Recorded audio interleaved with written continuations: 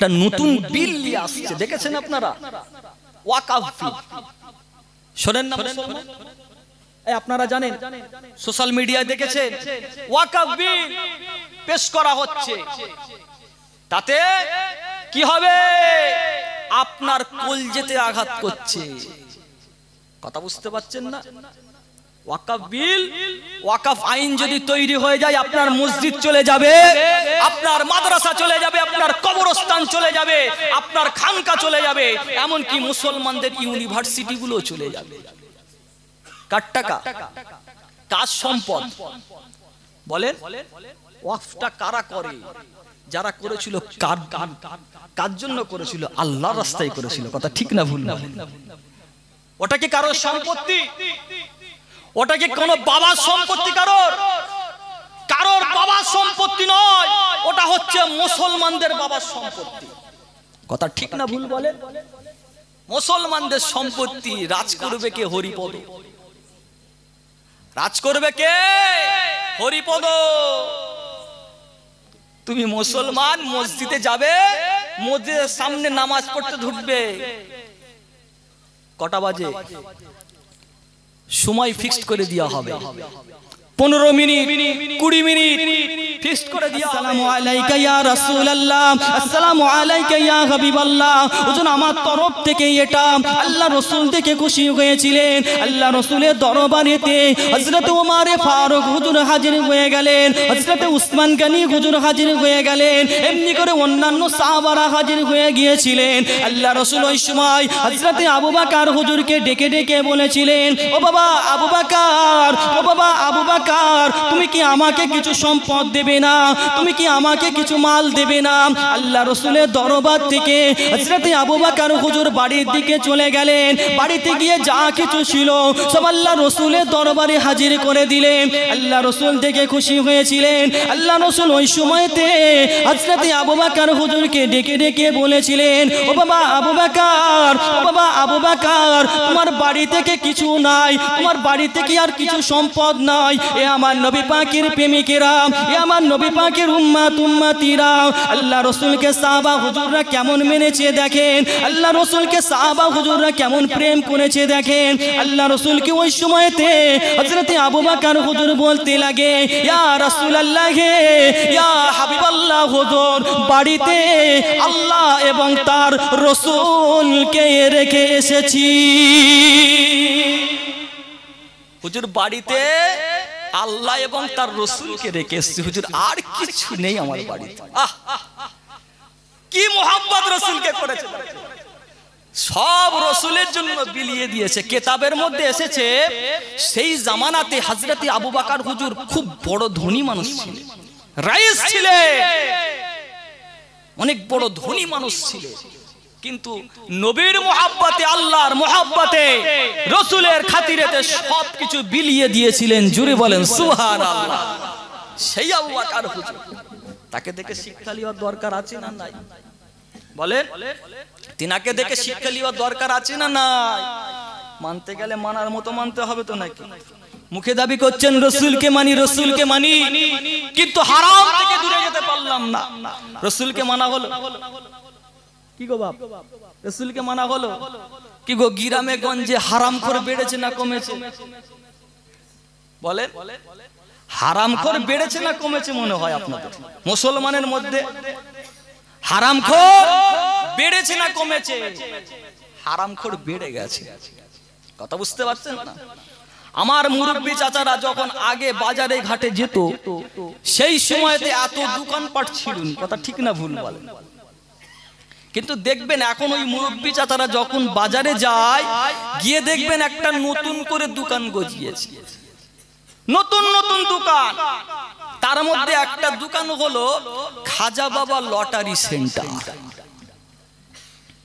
ঠিক না ভুল বলেন? এই ঠিক না ভুল বলেন? পীর বাবা লটারি সেন্টার, না হলে ইলাহি বর্ষা লটারি সেন্টার। আল্লাহর ওলিদের নামে লটারি সেন্টার খুলেছে। কে খুলেছে? নামধারী মুসলমান। ঠিক না ভুল বলেন? আর পাড়ার আমার বাচ্চারা, আমার ভাইয়েরা হালাল পয়সা ইনকাম করে সকালবেলায় ছুটছে 30 টাকাতে লটারি কাটবে। ঠিক না ভুল? 30 টাকাতে লটারি কাটবে 1 কোটি টাকা, তাই তো নাকি? কি বলে 1 কোটি টাকা। আমার মুরব্বি চাচারও আর লোভ সামলাতে পারলো না, মুরব্বিগুলো আর লোভ সামলাতে পারলো না, ওরাও ফজরের নামাজটা পড়লে ছুটছে 30 টাকা দিয়ে কেটেছে। বলে আল্লাহ 30 টাকা দিয়ে কেটেছি, আল্লাহ আল্লাহ 1 কোটি টাকা লাগিয়ে দাও, তোমার এত ইবাদত করব দুনিয়ার জমিনে তো আর কেউ এত ইবাদত করেনি। কথা বুঝতে পারছেন? ঠিক না ভুল?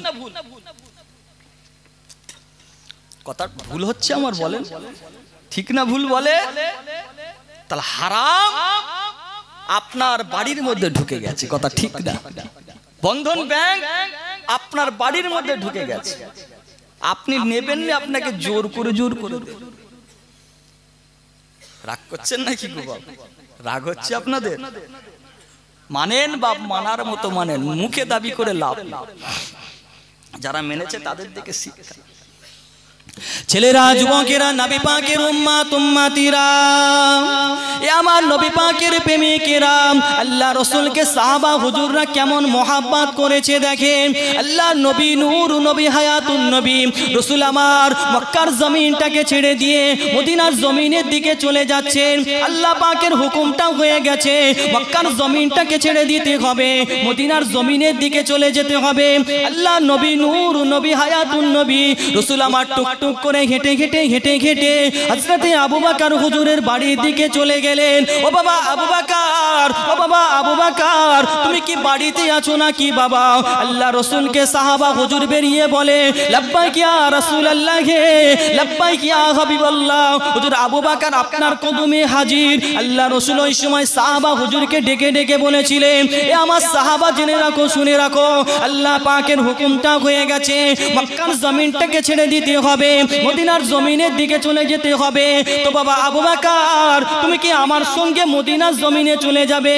এ আমার নবী পাকের প্রেমিকেরা, এ আমার নবী পাকের উম্মত উম্মতিরা, আল্লাহ রাসূলের সাহাবা আবু বকর হুজুর ওই সময় কি বলতে লাগে, ইয়া রাসূলুল্লাহ, ইয়া হাবিবাল্লাহ, আপনার জীবনেতে, আপনার কদমেতে আমি আবু বকরের জানটা কুরবান হয়ে যাক, আমি আবু বকরের আব্বা আম্মা কুরবান হয়ে যাক। ইয়া রাসূলুল্লাহ, ইয়া হাবিবাল্লাহ, আপনি যদি আমাকে এখনই হুকুম করেন, ইসলামের জন্য জীবনটাকে দিয়ে দিতে হবে, কোরআনের জন্য জীবনটাকে দিয়ে দিতে হবে, আল্লাহর জন্য জীবনটাকে দিয়ে দিতে হবে, আপনার জন্য জীবনটাকে দিয়ে দিতে হবে, আমি আবু বকর হাসতে হাসতে আপনার কদমেতে আমার জীবনকে কুরবান করে দেব।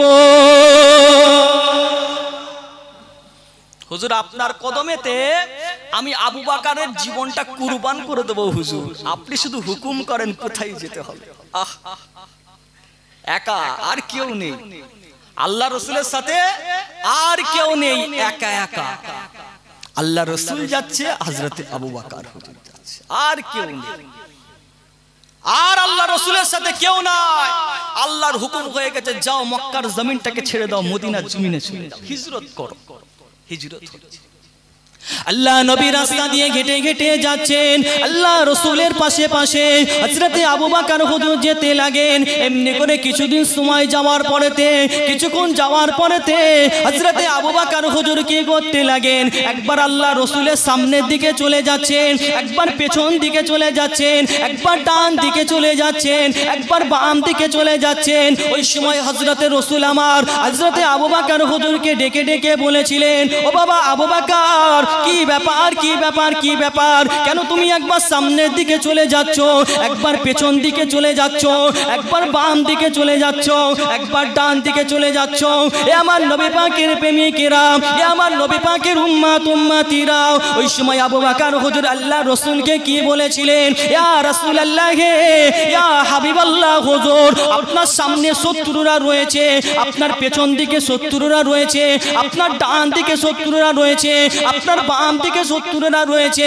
ইয়া রাসূলুল্লাহ ইয়া হাবিবাল্লাহ হুজুর, আমার যখনই মনে হতে লাগে আপনাকে সামনের দিকে মারতে পারে, আপনাকে সামনের দিক থেকে আক্রমণ করতে পারে, ইয়া রাসূলুল্লাহ ইয়া হাবিবাল্লাহ হুজুর, আমি থাকতে পারি না হুজুর, ছুটে ছুটে ছুটে ছুটে ছুটে ছুটে সামনের দিকে চলে যায়। কেননা কেননা কেননা কেননা আপনাকে যদি কেউ সামনের দিক থেকে আক্রমণ করে, আপনাকে যদি কেউ সামনের দিক থেকে মারতে আসে, ইয়া রাসূলুল্লাহ ইয়া হাবিবাল্লাহ হুজুর, আপনাকে আঘাতটা লাগবে না, আপনাকে মারটা লাগবে না, আমি আবু বকর, আমাকে প্রথম আঘাতটা লেগে যাবে।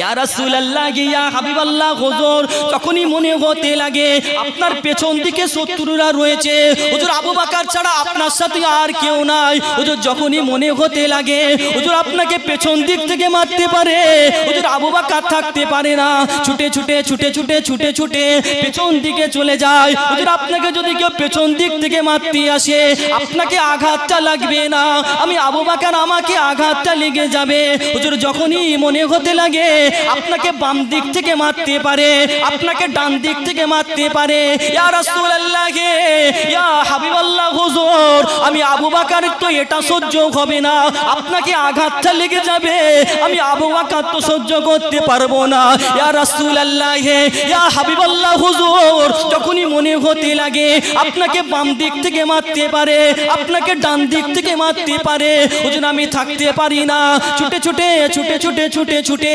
একবার বাম দিকে চলে যায়, একবার ডান দিকে চলে যায়, একবার সামনের দিকে চলে যায়, একবার পেছন দিকে চলে যায় হুজুর। আপনাকে প্রথম আঘাতটা লাগবে না, আপনাকে প্রথম মারটা লাগবে না, ইয়া রাসূলুল্লাহ ইয়া হাবিবাল্লাহ হুজুর, আপনাকে যদি প্রথম শত্রুরা আঘাত করে, আপনাকে প্রথম আঘাতটা লাগবে না, আপনাকে প্রথম মারটা লাগবে না, ইয়া রাসূলুল্লাহ ইয়া হাবিবাল্লাহ হুজুর, আমি আবু বকর, আমাকে প্রথম আঘাতটা লেগে যাবে হুজুর, আমাকে লাগবে হুজুর, আমাকে লাগবে হুজুর, আমি আবু বকর সহ্য করতে পারবো না, আপনাকে আঘাত লেগে যাবে। এটা কি হয়?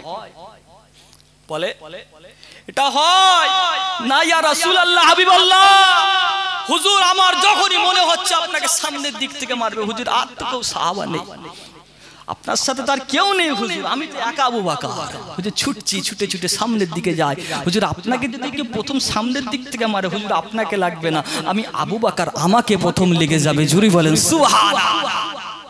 কেমন মেনেছে চিন্তা করে দেখে, কেমন মেনেছে চিন্তা করে দেখে। তাদের সম্পদের থেকে রাসূলকে বেশি ভালোবেসেছে, তাদের জীবনের থেকে রাসূলকে বেশি ভালোবেসেছে। কথা ঠিক না ভুল বল? আর আজকের দিনে মুসলমান আপনিও দাবি করেন রাসূলকে মানি, রাসূলকে মানি। আজকে মুসলমান আমরাও দাবি করি রাসূলকে মানি, রাসূলকে মানি, কিন্তু রাসূলের উপর যখন আঘাত আসে, কোরআনের উপর যখন আঘাত আসে, শরীয়তের উপর যখন আঘাত আসে, মুসলমান আমাদের মুখগুলো চুপ থাকে। কথা ঠিক না ভুল বলে? ঠিক না ভুল বলে? গত কিছুদিন আগে দেখলেন না আল্লাহ রাসূলের নামে কটূক্তি করেছে, দেখেছিলেন তো নাকি? আল্লাহ রাসূলের সামনে খারাপ মন্তব্য করেছে, আম্মা জান হুজুরদের নামে খারাপ মন্তব্য করেছে, কটা মুসলমান প্রতিবাদ করেছে, কটা মুসলমান প্রতিবাদ করেছে? প্রতিবাদ করার দরকার নেই। তুমি তো দাবি করো রাসূলকে মানি, তুমি তো দাবি করো আমি রাসূলের উম্মত। আজকে মুসলমান আমরা, আমাদের মাল চলে যাবে, জান চলে যাবে, কিন্তু রাসূলের যদি অপমান হয় আমরা কি ছাড়বো? কি বলেন? জীবন দিয়েও তো রাসূলকে রক্ষা করব। কথা ঠিক না ভুল বলে? আজকে আপনি দেখেন, আপনার কোরআনের উপর আঘাত আসছে, আপনার শরীয়তের উপর আঘাত আসছে, আপনার মসজিদের উপর আঘাত আসছে, আপনার কবরস্থানের উপর আঘাত আসছে। একটা কালা কানুন বের করছে,